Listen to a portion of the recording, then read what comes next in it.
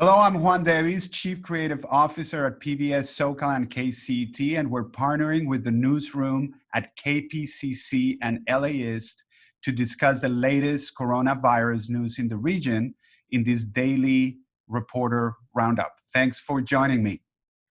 Good to be here. So this story is moving super fast, and one of the most pressing questions that our community has is about testing. Ellie, what have you found out there? So LA County is still trying to ramp up the capacity for testing. The county has 3 practice drive-through testing sites up now, though it hasn't said quite where they are yet.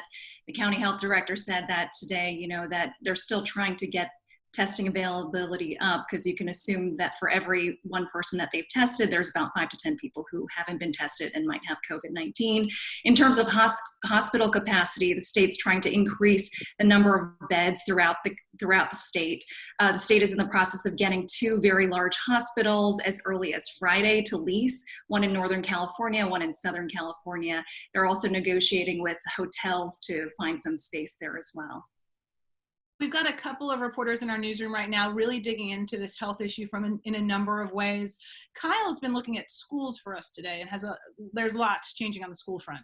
A lot is changing on the school front. The big thing was that last night, Governor Newsom sort of introduced the idea that schools may not reopen during the remainder of this academic year, that already most of the state schools have closed, but that it's not going to be just a 2 or 4 week adventure here with distance learning, that this is going to be potentially the new normal for the rest of the school year, that potentially even like a high school senior has seen their last in-person class. Schools, I think, are trying to adjust to this new reality. There was this big statewide call that I listened in on from state education officials. They're trying to sort of keep schools advised on what they should be doing and how they should be handling this situation. There were some things we learned, like state testing that was supposed to get underway really in earnest coming up maybe later this month or next month is going to be canceled for the rest of this year. And there is some advice out there for schools, but the overriding message from the state is we're still figuring this out just like the school districts are. So bear with us, everyone.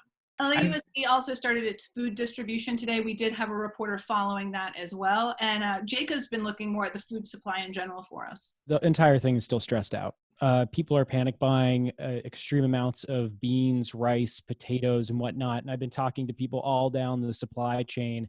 And the bean farmers say, everything looks good on our end. But by the time you get to the packing houses, people taking them from the beans from these like giant 2,000-pound totes that get trucked on giant trucks into these tiny bags that we buy, they're going 24/7 trying to find workers. And it's hard. And this hoarding mentality, Jacob, is also translated into gun sales. And you've been sort of looking into that lately.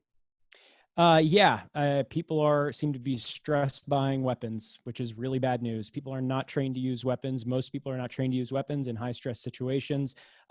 Having weapons in the home down the line, if depression sets in, as more people die, as the economy starts to fail, can be very dangerous. And it can also translate into violence against people in the home. And guns are very effective tools of violence. And so it's a dangerous situation. People should not panic by weapons.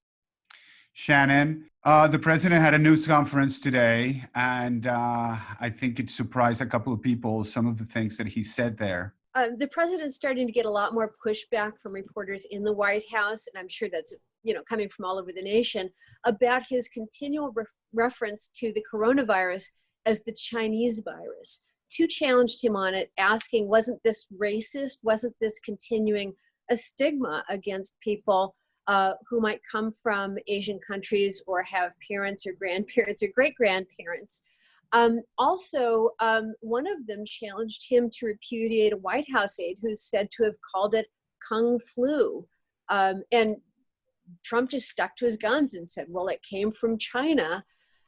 And so I just can't imagine that not having an effect on children throughout our region. Well, thank you so much to all of you at KPCC and LAist, and thank you for tuning in. Be safe, take care of yourself, and we'll see you tomorrow.